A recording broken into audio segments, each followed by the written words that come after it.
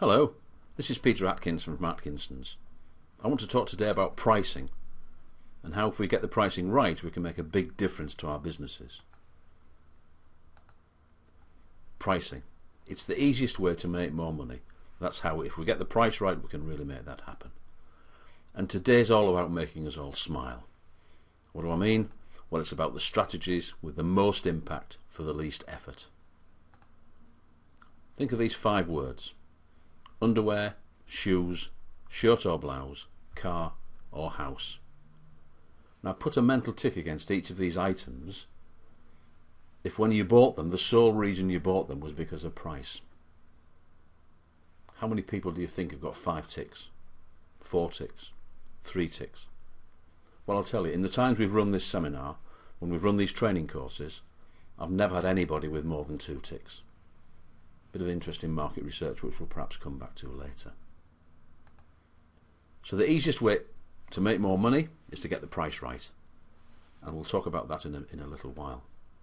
But I also want to show you some of our software. It's called Business Potential Software, and it can show us how by changing the numbers we can have a dramatic impact on the business. It'll show the effect of increasing our prices and the effect of reducing our prices too. And I think you'll find there's some really interesting stuff to come out of that. And this is the Business Potential Software. This is what it looks like. And when we go through the screen, I can show you exactly how that works. There's a firm of accountants called KPMG. You may have heard of them. Well, I don't normally blow the trumpet of other accounting firms, but in this instance I will. Because every year they do quite an amazing thing really. They analyse all the profits from all the private companies in the UK. And their analysis of private companies in the UK, that's not the big listed companies. This is family owned and owner managed businesses around the country. And they've found that generally, for each £1 million worth of turnover of sales, these private companies make a net profit of about £50,000. So I'm going to use these numbers in our example software to show you exactly how that works. And you'll see here we've got a turnover of £1 million, cost of sales of 750, overheads of 200, and the profit there of 50,000. Now if you want us to go through this with your particular company, we can do this and we'll put your numbers into this matrix so we can see exactly how that works. So let's look at this business potential. Now when we talk to people about pricing, they always say, well, I'm going to reduce my prices because if I reduce my prices, more people will flood to me and I'm going to make more money. Well, let's look at the effect of reducing those prices. Okay, so if we reduce our prices by, say, 10%, well, we've got £1 million worth of turnover, so the effect on sales is to lose £100,000, and because it's about pricing, that comes right the way to the bottom line. So the effect on profit is £100,000. But then they say, yeah, we're going to increase the number of customers we have. So let's increase the number of customers we have by, say, 10% and see the effect. Well, the effect on sales is still a negative £10,000. But because we've got more customers, our cost of sales has increased, so the effect on profit is still a negative £85,000. Now we've got a magic bullet here that says how many customers do we need to attract in order to pay for that 10% reduction. So let's have a look. It's a staggering 2/3, 66%. So we've got to grow our business by 2/3 to cover the cost of a 10% price reduction. Well, that's crazy in my view. It really is a very strange way to go about it. So let's reset that. Let's talk about increasing our prices. So if we increase our prices by 10%, we can see the effect on the sales is that we make another £100,000. And because it's pricing, that comes right the way down to profit, and that's £100,000. But then people say, yes, but if you increase your prices by that much, you're going to lose some customers. So let's assume we lose 10% of our business by putting our prices up by 10%. We're still £65,000 better off. And we've lost all those customers. Let's look at the magic bullet again. And this says that we can actually lose nearly 1/3 of our business and still be no worse off. Can you imagine what sort of customers are going to go if you put your prices up? Well, we call them BMW customers, because they tend to be bitchers, moaners and whingers about price. So that's something we can perhaps talk about. And we can get together, we can put your numbers into this matrix, we can look at the effect on your particular business. And of course then we can look at customer considerations, cost considerations, other effects on the business as we go through. So that's an interesting piece of software, and I hope you'll find an interesting way of looking at how we perhaps can change our prices going forward. So let's think about increasing them rather than reducing them. Keys to increasing or keeping our prices.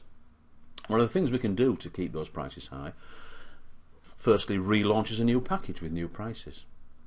So bring something new to the market in a packaged way, and we can affect the price rise there. We can charge different people different prices. We can look at controlling our price discounts, but of course we also need to test everything because we don't want to bet the business. So let's think about relaunching as a new package. Well, there's a lovely story actually of a roofing contractor who actually, because roofing contractors have got a terrible name in the marketplace, they wanted to change the mould. They wanted to have a price differential to the rest of the market. They didn't want to just go and do things cheaply, do a botched repair on somebody's roof and have to go back and fix it again.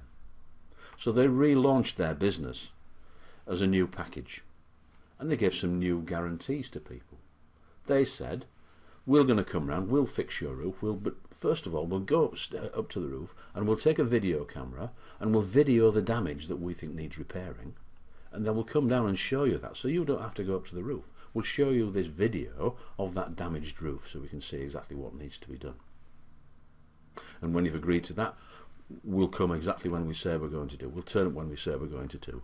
It's going to say what it does on the tin. The employees will be dressed in smart new overalls. They'll do a wonderful job. They'll clean up after them. They'll take all their mess away. And of course, as well as taking all the mess away, we give the guaranteed price. And after the job's finished, we'll video this job again, so you can see the actual change in the roof upstairs. So again, you don't have to climb the ladder and put your life at risk to see whether the thing's actually been done properly. And by introducing this roofing company actually managed to get a 30% gain on the prices that were being charged by other people. So they won. And what were their additional costs? Well, a few sets of overalls for their guys and a video camera. And the boss could use the video camera on his holiday, so he's pretty chuffed too, and he got tax relief on the cost of it. So by relaunching with new guarantees, new service standards, offering new benefits to customers, they were able to charge new prices, and it really had a big impact. Different customers willing to pay different prices. This is a really interesting piece, so let's think about this one. If you have a single price, it's always going to be too high or too low. So charging different customers different prices is perhaps something we need to look at. Let's look at the maths. Imagine we've got 100 customers, 90 of whom are willing to pay £5, 10 of whom are willing to pay £10. So how do we approach this? Well, traditionally, if you've got one price, you're going to have to go with the majority, and we'll charge everybody £5. If you imagine our unit cost is £4, you can see the effect on profit on the right hand side. So we make £100 worth of profit from those 100 customers. Okay, so let's see if we can find a way of allowing the people who are willing to pay £10 to pay £10, and allowing the people willing to pay £5 to pay £5. Let's see the effect on the maths on the business. The fact is, the unit costs stay the same at £4, but by allowing these other customers to pay more, we increase the amount of profit we get from them. And look at the effect on those numbers. It's gone from £100 total profit to £150. A 50% increase. Now, that's only 100 customers, it's £5 to £10. But think about it. Add some notes on if you want it to be a bigger business, or think about your business. What a dramatic impact that's had on the profitability of the business on the bottom line. So charging different prices really works. And there's some examples. This is not highfalutin. This is really happening in the world out there, but perhaps we don't always notice it. Trade-ins. If you go to buy a new dishwasher, a new washing machine, very often the store will say, well, look, this is the price, but there's a trade-in. You trade something and you get a different price for it. Well, how's that a differential? Well, if you're a newly married couple, you've nothing to trade in. So you're paying the top rate as opposed to the reduced price. Quality, premium versus economy. Look at train fares. You've got first class, second class. You've got first class airfares and economy airfares. It's actually the same plane going to the same place, and you just get a different sort of meal on the way. So the quality, you can charge those differences. In timing, peak versus standby. Again, the train fares are a really great example. You can get a first class rail ticket to London and it costs hundreds of pounds. But if you want to go after 10 o'clock to go into the standby timing for the railways, it becomes much, much cheaper. Bundling. The a la carte versus the table d'hôte, the menu of the day in a restaurant. It's cooked by the same people, it's served by the same people in the same restaurant, and it's the same food. But some people prefer the a la carte. They may be taking the wife out for a special anniversary dinner and say, tonight, darling, we're going a la carte. Channel pricing. We took the kids years ago to Disney, and I was charged with taking the film for the camera, and of course we run out because we took so many photographs of all the great Disney characters. So I had to go and buy some more film in the Disney store on site. Wow, what a difference. The supermarket prices were way, way below the Disney charges. And that's the channel pricing, a different place to buy the actual goods. Concessions. The normal adult rate versus the OAP, the old age pensioner rate. You go to the theatre, you go to the cinema. If you're a concession, you can get in there much, much cheaper. And what's that saying? Well, that's saying that the venue actually will accept the lower rate for just to get a bum on a seat. But because of an adult, because you've got a job, because you're not an old age pensioner, you're prepared to pay more. And finally, top-down pricing. There's a store on Rodeo Drive in America. There's no prices on any of the goods, but of course, if you can't afford the goods, you shouldn't go in the shop, really. And they did some research on a gents outfitters, and they asked a man, well, how do you do it when a customer comes in? He says, well, we have our suits on a rack, and it goes from the very expensive to the hideously expensive on this right-hand side. So we always start at the right-hand side, at the really, really expensive side of the rack. And we'll ask a gentleman to try a jacket on as we go, just to get the fit right, just to get the fit. And you'll find that, in general terms, if we start to that right-hand side, after a few jacks, you'll find something that he really likes. But that tends to push that pricing choice up towards the higher end of the spectrum. And they found that if they started from the other end, it pushed that price down towards the lower end of the spectrum. So top-down pricing again does work. Question for you. What's a business's biggest costs? And generally they're never shown in the accounts. They're never shown in the financial statements. They're very rarely shown in management information either. But it's the biggest cost to a business. Let me tell you a little story. There was an engineering firm in the south of England, and they wanted their AVN accountant to help them see why, on a £2 million business, they were only making £50,000 worth of profit. And the guys that ran it were fastidious. They looked at every piece of expenditure that went across their desks. They were very tight on cost control, and they couldn't understand why they weren't making as much money. So after a bit of research, the AVN accountant said, well, actually, you haven't got a £2 million business. You've got a £3 million business, and your salespeople are negotiating away as discounts £1 million before you start. So your £3 million business is becoming the £2 million business, and that's why it's costing you quite so much money. So by controlling those discounts, they found they could make an awful lot more profit. And of course, those discounts are the thing that never appear in the management accounts. Never appear in the management information, and certainly never appear in the financial accounts that are published. But of course all these things are saying, great, well, you can go away, put your prices up, and the business will rock and roll. Well, let's just be careful. Don't bet the business. We've got to test these things to make sure that they actually work in your business in the real world, and that's very important. So summing up that pricing, it's about relaunching as a new package with new prices. It's charging different people different prices. It's controlling price discounts better, but it's about testing things within the business as well. So that's just a little thought about pricing generally. I'd like to move on to talking about value pricing rather than cost plus. Let me explain. Costs are vitally important to the business. We need to understand what drives the costs. We need to understand the difference between fixed costs and variable costs, those costs that vary with the volume that's going through the business. We need to understand the break-even point if we're bringing a new product to market. We need to measure those costs accurately. We need to manage them carefully. We need to control them with diligence. and we may even want to reduce them because they're key to our success as a business.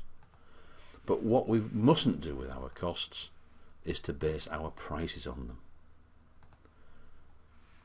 So let's talk about value pricing. What is value pricing? Well, it looks at how much customers are actually willing to pay. It sets the price of what customers are willing to pay, and it compares those prices to the costs to ensure that we can make an acceptable level of profit. And it takes the pricing decision out of accounting into marketing, because that's where it actually should rest. So cost plus pricing starts with the product cost, starts with the costs of operating the business. It looks at direct costs of labour and materials. It adds something for fixed costs and overheads. Then it adds on a markup to reflect the target profit, and that gives us a target price. Now that price is calculated without worrying about what the customers think, without worrying about what the stuff is actually worth to our customers, and without worrying about what everyone else is charging. So that seems pretty daft. It's widely used in many industries, from manufacturing to the legal profession. But it looks inwards and assumes customers and competitors don't matter, when in the real world they do. So cost plus pricing sounds a bit bizarre and stupid. Well, it is bizarre, and it's very often pretty stupid as well. Because it ignores the basic economics of supply and demand by ignoring the demand side, what customers want and what they're willing to pay. Value pricing gets it right, where cost plus pricing gets it wrong. Some examples. Picasso was sat at a cafe in the south of France, and he was just doodling on a beer mat, and a woman saw him doodling and went across and said, "Oh, Picasso, could I buy the beer mat? Because it looks pretty quirky, pretty good."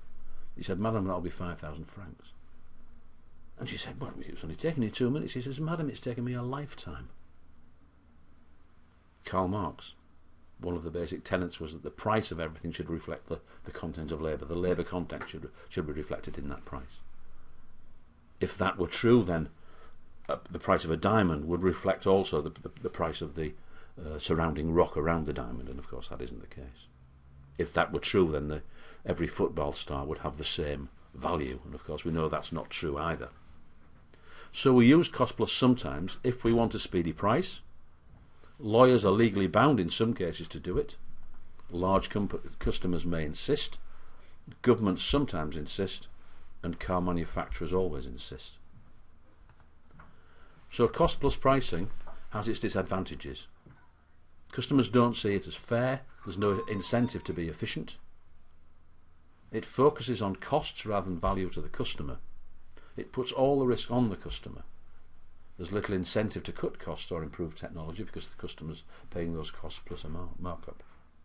And it takes pricing from marketing to finance, which is the wrong place. And it also prevents us from giving a fixed price up front, doesn't it? But it can also seriously damage our profits. Because cost plus pricing might be less than the customer is actually willing to pay. So we might then lose out if the prices are too low. And of course it might also prove to be more than the customer is willing to pay, in which case you lose out again.